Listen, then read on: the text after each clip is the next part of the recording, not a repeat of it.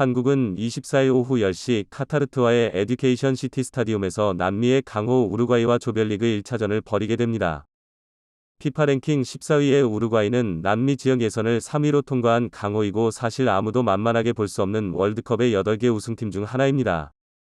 지난 10년간 우루과이를 이끈 간판 스타 루이스 수아레스를 비롯해 측면 공격수 다루인 드네스와 중앙 미드필더 페드리코 발베르데 등 세계적인 수준의 선수들로 구성되어 있는 우루과이는 아르헨티나와 더불어 남미의 우승 가능성이 있는 팀이라는 평가를 받고 있는데요.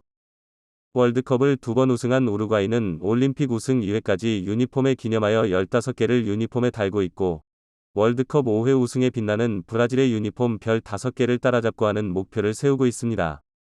하지만 한국은 이번 대회에서 결코 만만한 상대가 아닐 것이라는 예측이 이어지고 있는데요.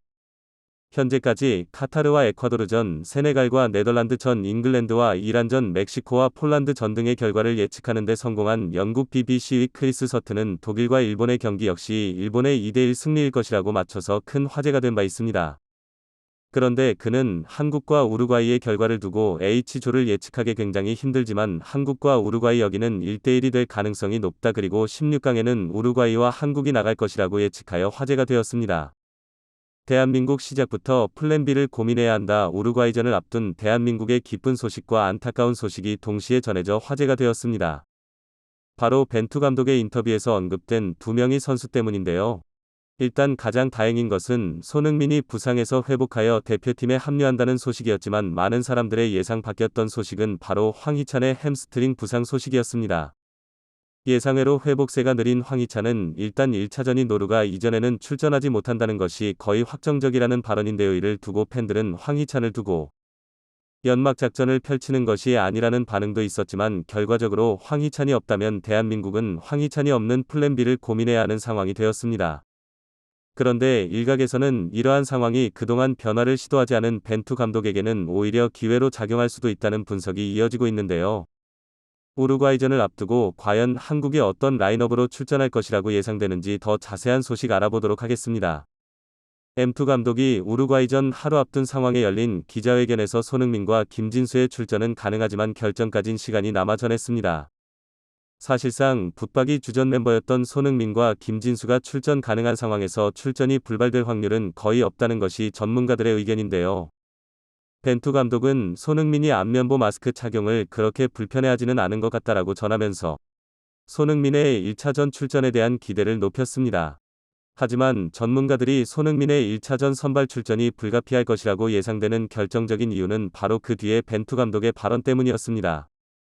벤투 감독은 허벅지 근육 이상으로 훈련을 정상적으로 소화하지 못한 황희찬의 경우 1차전에서 뛰지 못할 것 같다고 확인하는 인터뷰를 전했기 때문입니다.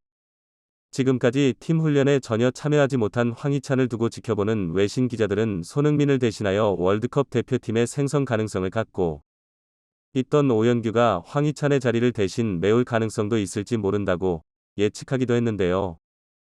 하지만 대한축구협회는 이미 같은 날인 23일 대표팀 선수 명단 변동사항은 없다라고 밝히면서 첫 경기 24시간 전까지 교체가 가능한 명단에 변화는 없을 것이라고 전했습니다. 결국 2차전이나 3차전에서라도 황희찬 선수의 활약을 가볼 만하다는 계산이 담긴 결정인 것입니다. 한편 1차전에서 공석인 황희찬의 자리를 과연 누가 메울지에 대한 예측이 이어지고 있는 가운데 확실하게 황희찬의 대안이 될 카드는 없는 것으로 보이는데요. 황희찬은 올 6월 칠레와의 평가전에서도 결승골을 터뜨렸으며 9월의 코스타리카전에서도 득점을 기록하는 등 소속팀에서 주춤했던 존재감을 때려 국가대표팀에서 보인 바 있습니다. 그렇기에 황희찬을 대체하기는 쉽지 않을 것으로 보이는 가운데 손흥민이 전방에 올라가는 경우 벤투 감독은 그간 프라이부르크에서 뛰는 작은 정우영이나 이재성, 권창훈, 나상호 등을 기용한 바 있습니다. 특히 11월 아이슬란드전에서 결승골을 넣은 송민규 역시 날개 자원으로 활용이 가능하다는 분석인데요. 하지만 일각에서는 이번 황희찬의 부상은 벤투 감독이 모험심을 발휘해볼 수 있는 기회라며 그간 큰 주목을 받던 이강인 역시 선발 명단에 들 수 있는 기회라는 분석이 이어졌습니다. 최근 영국 매체 스포츠몰은 22일의 보도에서 한국과 오로가 이전을 예상하면서 벤투 감독의 경기 운영 능력을 평가한 바 있습니다. 이 매체는 M2 감독은 모험심이 부족한 경우가 많아 창의적인 선수 많이 활용하지 못한다는 비판을 받는다라고 밝혔는데요.